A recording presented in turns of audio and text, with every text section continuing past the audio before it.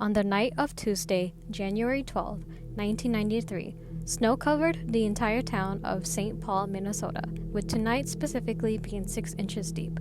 In the McDonough homes, one boy named Ko Lee would not be able to sleep. Despite going to bed by 10 p.m., he kept his eyes open because his sister, 17-year-old Hang Lee, had not returned home yet.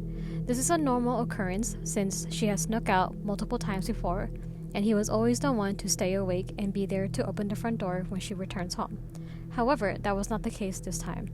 But being only 15 years old, he didn't know what to do. He tried to go back to bed, but every time he drifted off, he would remember Hank specifically telling him, "If I don't come back, look for me."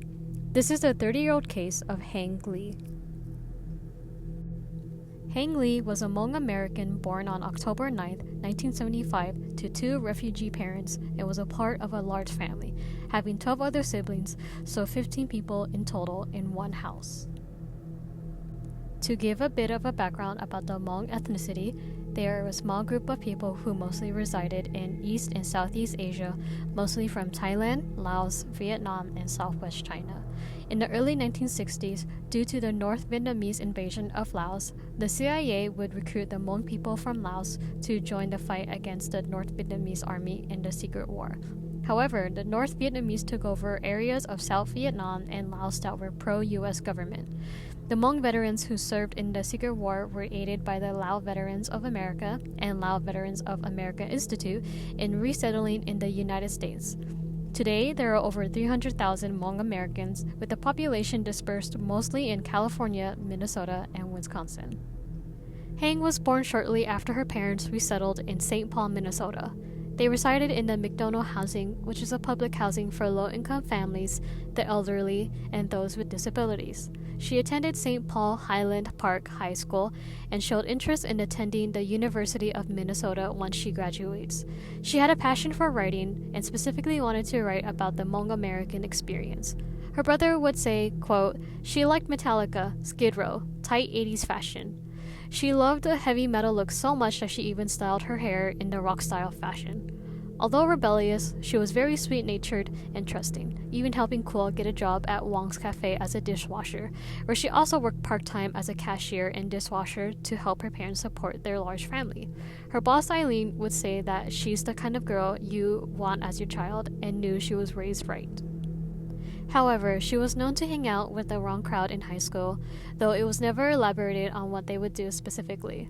What is known is that Hang did run away a few times before, but her parents stated that right before her disappearance, she was improving and stopped running away and hanging out with a bad crowd altogether. Hang was looking for a second job since her first job wasn't paying her enough. One of her friends, 18-year-old Kia Nikki Lee, who had no relations to her and prefers to be called Nikki, had overheard and told her that her boss was looking to hire another person. She was working as a receptionist for a small painting business at the time on Iroquois Avenue and Stillwater Avenue, so it wasn't too far from Hang's place. She decided to take the offer and planned on going to the office with Nikki for the job interview. However, Kuo recalls that although she and Nikki are friends, she has brought up before that she doesn't fully trust Nikki. Although there was nothing I could find in my research as to why Hang doesn't trust her, regardless, around 6 or 7 p.m., Hang was meeting up with Nikki and they went to the office together. As she walked out the door, she turned to Kuo and said these haunting words, "If I don't come home, come and look for me because I don't trust Nikki." That night, Kuo woke up at 1 a.m. and thought it was strange that there were no signs of his sister yet. He looked outside to see if she even came back and made a note that the snow was undisturbed. There were no footprints in the parking lot or front yard whatsoever. And as what any kid would do, he went back to bed, unsure of what to do next. The next morning, just as his sister requested, he went to Como Park High School where Nikki attended and was having breakfast. He had asked her about his sister's whereabouts, to which she replied in a passive-aggressive tone that she doesn't know. With no other options left, Hang's family reported her missing a few days later after her disappearance. People wondered why it took them so long to report her as missing, but please remember that her parents' first language is Hmong, and they couldn't speak any English. From my experience, my parents and grandparents came from a very undeveloped part of Laos, where they had no electricity, nor were there a police department nearby. If something like this were to happen, the first people they would reach out to for help are family members and other villagers. The police would be their last resort. In the US, where this is a common practice, it might be a foreign concept to them. Even Cole has stated that his parents didn't know the right channels to go through to bring more attention to her disappearance. Because she had a history of running away before, the St. Paul police initially thought that this was another case of a runaway. However, after searching through her room, they found a stash of cash that she saved for college and had left all her clothes behind. She had also left behind her purse, which contained a knife and lead ball for protection, items that she would never run away without. They were all signs that she did not disappear out of her own free will. They interviewed Nikki since she was the last person who had seen her, and she stated that after the job interview, she dropped off Hang and saw her leave with a group of, quote, white people. Since there was no other evidence or witnesses they could go off of, they had nothing else. So the police came back to the conclusion that she really had run away. 6 months had passed, and Hang's family still hadn't given up on the search for her. They had missing posters of her around the neighborhood in hopes that somebody had seen her. With this, there was a resurgence in her case, and the police decided to take another look again, most notably because Nikki had come forward with new information. Nikki has stated before that her boss, 30-year-old Mark Stephen Wallace, was looking for another person to hire, like she mentioned in her previous statement.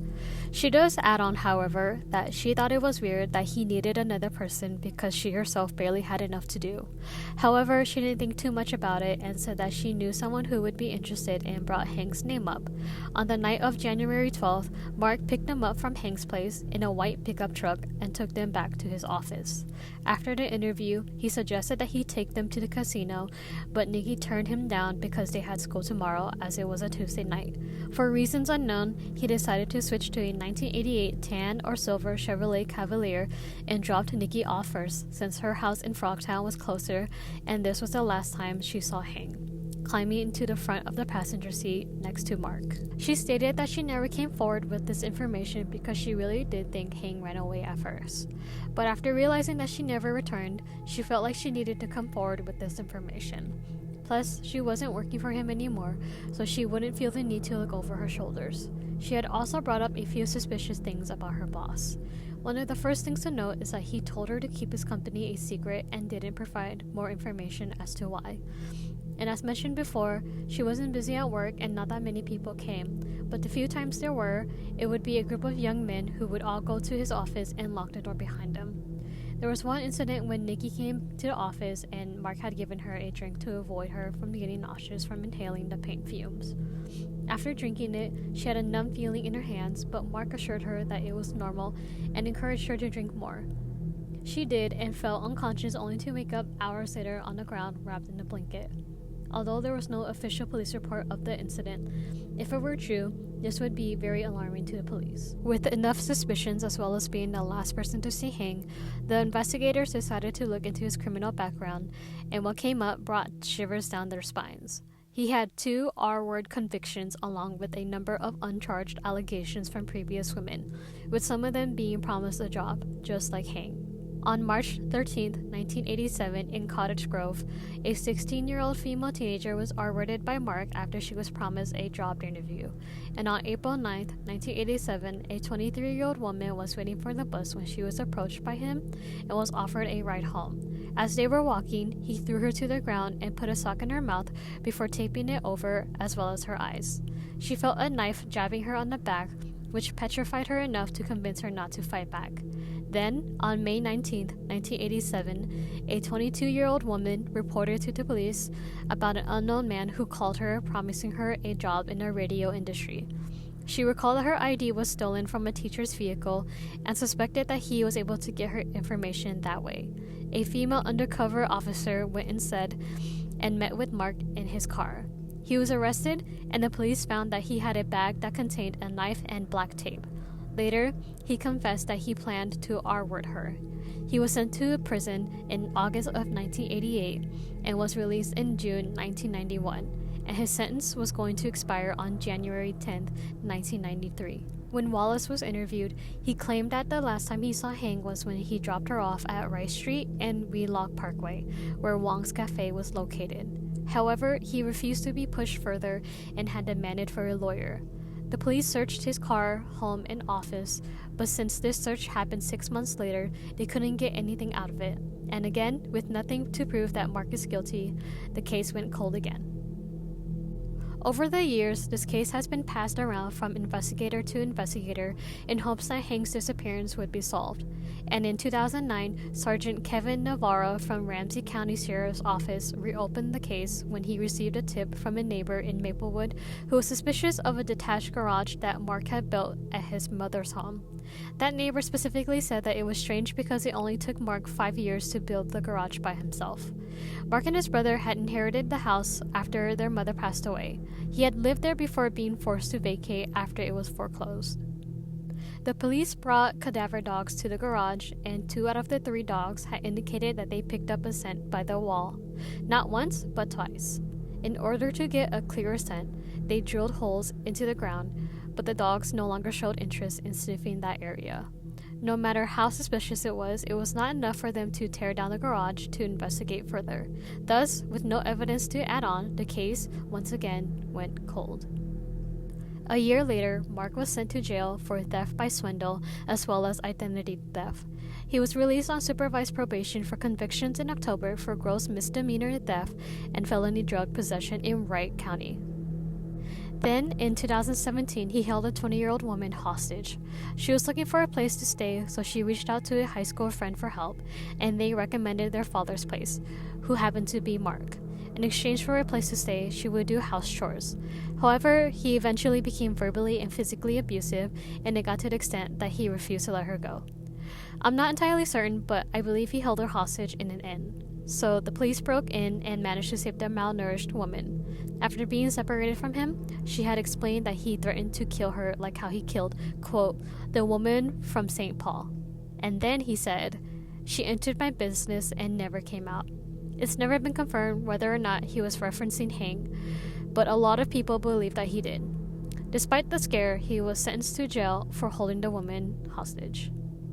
When his 3-year sentence was coming to an end, a prosecutor filed a petition to have him civilly committed at the Minnesota Sex Offender Program in Moose Lake. 2 policemen who were involved in Hank's case testified against him, and although he was never officially proven to have been directly involved with her disappearance, they still brought up his connections to the case as well as bringing up his previous convictions. And in 2020, he was deemed a sexually dangerous person along with a sexually psychopathic personality and will remain in the facility until he is rehabilitated, which we hope would be for the rest of his life. The news company Care 11 did reach out to Nikki for a response, and she only said, quote, great, he belongs there. Hank's father passed away in 2013, and his last request was for his family to hold a spiritual release ceremony. This ceremony is done 13 days after the body has been buried. This is so that the person who passed away can see their family one last time before the spirit is reincarnated. In situations where the body can't be located, they would either presume they're dead based on the family member having a dream, or if you have valid reasons to believe they're dead. And if that's the case, then they hold the ceremony months or even years later. His family granted his wish in 2017 and held a ceremony for Hank's spirit. Even after sending her spirit away, Chua Vang, her mother, and Kuo are still begging for answers even after 30 years. Lori Finnegan, a sergeant at the St. Paul Police Department, has now taken over the case, and with the advancement of technology, the St. Paul Police Department was able to return to the garage in October of 2021, where they would do some more digging into 3D imaging of the Maplewood house. But unfortunately, they were unable to find anything new. She believes that there is a connection between Hank's case and another missing person, Susan Swaddell, who went missing on January 19, 1988. She was last seen at a K gas station in the corner of Manning Avenue and Minnesota 5, just a mile away from her home, climbing into the car of an unknown man. The description of the unknown man is very similar to Mark's appearance and pattern, being 6 feet to 6 feet 2 inches tall, long sandy brown hair, and a 3 to 4 day beard growth. Her case is also remained unsolved. Hank's case has now become one of the oldest missing persons case in St. Paul. Despite that, her picture remains on the wall of the PD so that they are reminded that she is not forgotten. They hope that there is somebody out there who has answers, as the only way to solve Hang's case is if someone came forward with new evidence. Hang Lee was last seen on January 12, 1993. She was 5 feet tall and 90 pounds before she went missing and was last seen wearing a lightweight black leather jacket, a black t-shirt with Skid Row written on the back, black jeans or slacks, sneakers, along with several pieces of jewelry including 2 bracelets.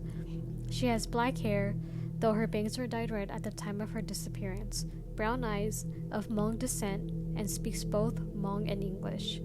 If anyone has any information regarding her disappearance, please contact the St. Paul Police Missing Persons Unit at 651-266-5612.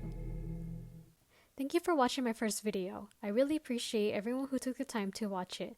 This case means a lot to me because I can relate to Hang a lot. Not only are we both Hmong, but we both also have very similar interests and like that sort of rock rebellious look. If alive, she would be around the same age as my dad, which is crazy to think about that someone just vanished out of thin air. Anyway, I hope you all enjoy the rest of your day. Thank you.